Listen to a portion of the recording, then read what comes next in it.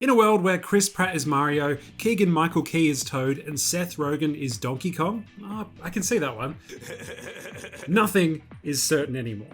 It's a Mario. Okay, well, maybe one thing is certain. Nintendo will continue to release incredibly iterative updates to their consoles. There are now 3 Nintendo Switches to pick from, and they are all similar enough that you may be struggling to decide exactly which Switch to pick. Well, struggle no more, because I have devised a completely stress-free and zen way of picking a Switch, and I'm going to share it with you right now. Yes, it's a flowchart. But first, I do want to briefly look over the similarities and differences between the 3, starting with the screen. These older models have LCDs of varying sizes, and the OLED model replaces that with an OLED. Interesting to note here, all 3 have the same resolution at 720p, which is actually kind of low in a world of 4K plus smartphones. But hey, it still works. It really can't be overstated how much a difference the OLED screen makes on this device.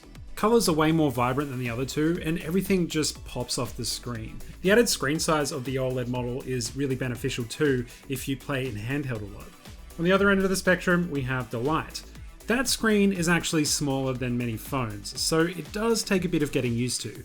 Games that aren't optimized for the screen are also just really hard to read, like the text can get so small. So for some people, it just might be too small altogether.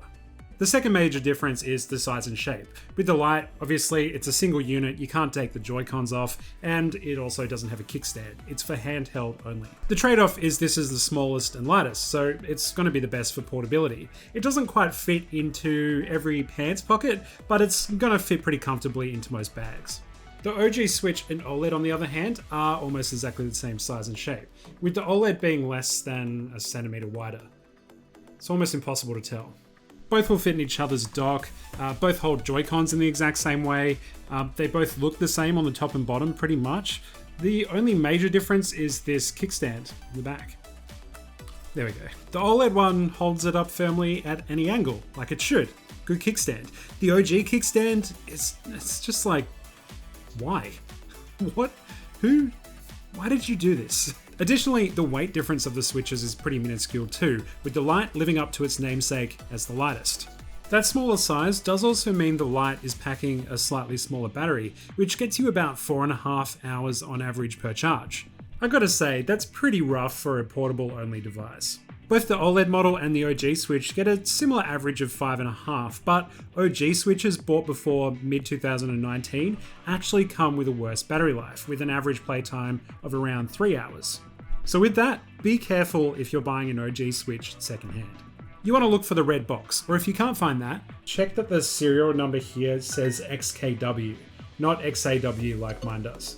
When it comes to sound, the OLED sounds slightly better than the OG, and the OG sounds slightly better than the Lite, but honestly, none of them really sound that good. You'll want to be wearing headphones most of the time if you're trying to get sound out of your Switch, and that's totally fine because all 3 have 3.5mm jacks in the top, and just recently added Bluetooth support.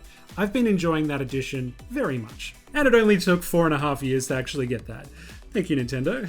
Finally, all 3 have the exact same processor and operating system, and crucially, perform exactly the same.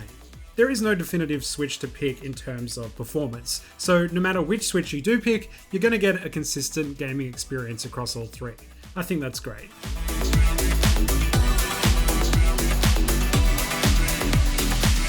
Okay, so that's a crash course on the Nintendo Switches themselves. Let me introduce you to my Nintendo Switch purchasing flowchart. Now pay attention, I worked very hard on this.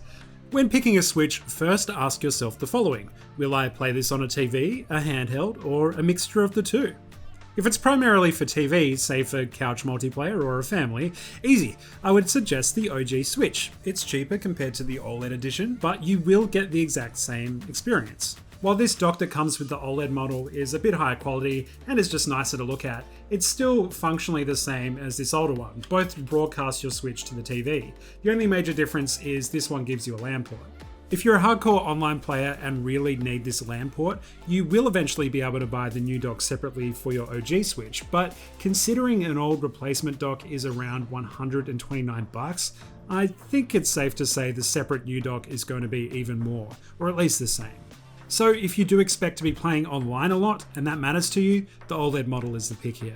But what if you're playing handheld? Handheld? Hey. Well, what's more important to you? A larger, high-quality screen at a higher cost, or more portability at a lower cost? The OLED Switch's screen is gorgeous, and a huge improvement over the Lite in terms of vibrancy and size. It's just the best handheld experience out there right now. The trade-off here is mostly just cost. You can get the Switch Lite for $180 less than the OLED model, it's easier to move around, and you'll just have to settle for the screen. It's still not bad. Finally, if you're planning on playing this in a mixture of both modes, it comes down to price again. Are you willing to spend the extra $80 on the OLED model with a better screen and dock, or are you wanting to save some cash and go with the OG model? If I had to pick one, I would definitely be going for the OLED model. Surprise! The improved screen and this dock are well worth the extra $80. And after playing with this for the past week, playing Metroid Dread and Smash Bros and stuff, it's dawned on me pretty quickly. This is the definitive way to play the Nintendo Switch in handheld mode.